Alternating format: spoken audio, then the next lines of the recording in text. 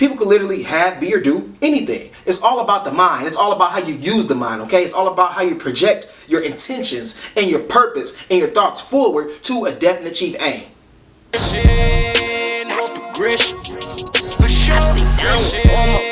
What up, though? It's Lamar Howard, aka Tank, aka The Knowledge Bank. I'm here to give you what you need to stay motivated to succeed, and this is Attitude is Everything presents Motivation Monday. So what Motivation Monday is me coming to you talking about people, places, things, or events that motivate me, and hopefully it can be motivational to you as well, so you can apply some things and get it in and level up in life, because I believe you can do anything because your attitude is everything. So let's go ahead and get into it. So today's episode of Motivational Monday, I'm going to be talking about Napoleon Hill. Napoleon Hill definitely motivates me. Now, Napoleon Hill, he is the author of Think and Grow Rich, and he is the author of The Laws of Success as well. Napoleon Hill, he was born in the year 1883, and he died in the year 1970. Now think about it.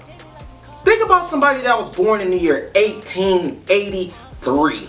That means at the year 1903, this person was 20 years old. Think about all of the inventions. Think about all of the changes. How different the world was for this guy, Napoleon Hill, from the year 1883 to the year 1903. He literally witnessed the birth of the assembly line. He literally witnessed the birth of the horseless carriage, aka the car. He literally witnessed and seen how the airplane was developed. One day it was no airplane, then he seen that it was airplanes. One day it was no cars, and one day he seen that it was cars. So this dude, he literally seen people do the impossible. He literally lived in the impossible through that age, okay? During that age, things were just popping off just like that. Electricity was created, like I said, cars were created, airplanes, just an amazing time. So think about this guy in perspective. Now, Napoleon Hill, he didn't grow up with a lot of money, okay? His family didn't have wealth or riches, generational wealth, nothing like that. He ended up going to college and he wanted to be a journalist, okay? So Napoleon Hill, what he did was, when he became a journalist, he was assigned to write a story about a successful entrepreneur. This successful entrepreneur was Andrew Carnegie. Andrew Carnegie was the creator of Carnegie Steel, and he ended up being the richest man in the world after the turn of the century, because J.P. Morgan bought Carnegie Steel from him and made it to U.S. Steel, okay? So once Andrew Carnegie got with Napoleon Hill got with Andrew Carnegie, okay? He was thinking, and they was talking like, okay, like, what is it that make people rich? What is it that make people poor? And what Andrew Carnegie said, he like, well, I feel like that there should be a step-by-step philosophy for people to follow to get rich. Just like it's a step-by-step philosophy for doctors to become a doctor. There's a step-by-step philosophy for cooks that want to become a cook. There's a step-by-step philosophy for students that want to become students, okay? So Andrew Carnegie wanted to put out a step-by-step philosophy for people that would like to be successful, because he believed that almost, not everyone, but he believed that almost everyone could be successful. I don't know why he said almost. I believe everybody, but hey. So Napoleon Hill, he asked Napoleon Hill, he said, hey man, if I gave you my contact book, this is the richest man in the world we talking about. If I gave you my contact book, over 500 people, you know it's going to be a whole bunch of other wealthy people within this contact book, would you for the next 20 years interview these people, study these people, observe and research these people, write down their laws of success, write down what made them successful, even write down the things that made them fail, and can you make a book? Napoleon Hill, he said he thought about it. He didn't know that he can do it. He didn't even think that he was up for the task. But in his mind, he went back and forth, back and forth. He came out, he said yes. He said, I will do it, okay? Now, he was going to spend 20 years writing this book of the most successful people in the world without compensation, okay?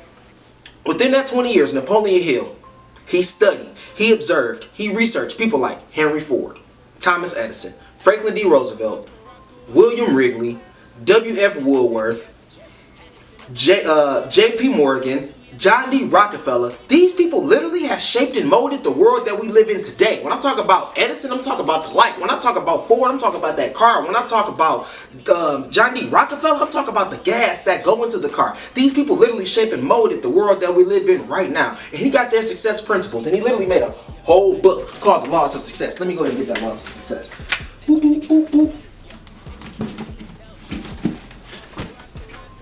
Right here, 1928, from him, studying and observing all of these men, studying their habits, what made them successful, what made them fail. He was able to make this book right here, The Laws of Success. And after Napoleon Hill wrote this book, The Laws of Success, the people that were the elite class, right? The people that were up there, They were so afraid that this book was so powerful, would give so much people knowledge, would put people at so much of an advantage, they took it off the shelves. They took this book off the shelves when it first came out because it was too powerful. It had too much information in it. And from there, that's when he came out with Think and Grow Rich, which is like a condensed version of The Laws of Success, but it's still a very, very phenomenal book that changed my life, okay? A few little quotes from Napoleon Hill that has literally changed my life from me studying Napoleon Hill and reading his books. Let's see. Every adversity, every failure, and every headache carries with it a seed of equivalent benefit. I'm going to read that again. Every adversity, every failure, and every heartache carries with it a seed of equivalent benefit. That means whatever struggle you're going through right now, that means whatever problem you're going through, whatever situation it is that may be holding you back, there's an equal or greater seed of benefit within that. Things aren't happening to you, but they're happening for you, if you believe it so. So how is these things happening for you? I'm going to go ahead and read another Napoleon Hill quote. Let's see. Whatever the mind of man can conceive and believe, it can achieve. Whatever the mind of man can conceive and believe, it can achieve. You see, another way that Napoleon Hill, he motivated me with this depth of vision, and he motivated me with the fact that people can literally have, be, or do anything. It's all about the mind. It's all about how you use the mind, okay? It's all about how you project your intentions and your purpose and your thoughts forward to a definite achieved aim.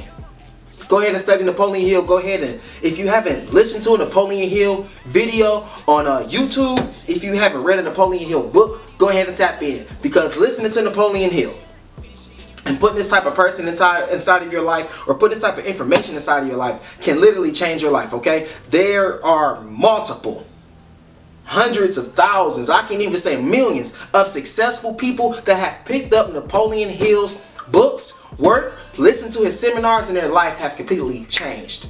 Just like that. By listening to what he had studied from these people and applying it exactly into their lives. I literally believe that you can have, be, or do anything because your attitude is everything. Because just like Napoleon Hill said, whatever the mind of man can conceive and believe, it can achieve.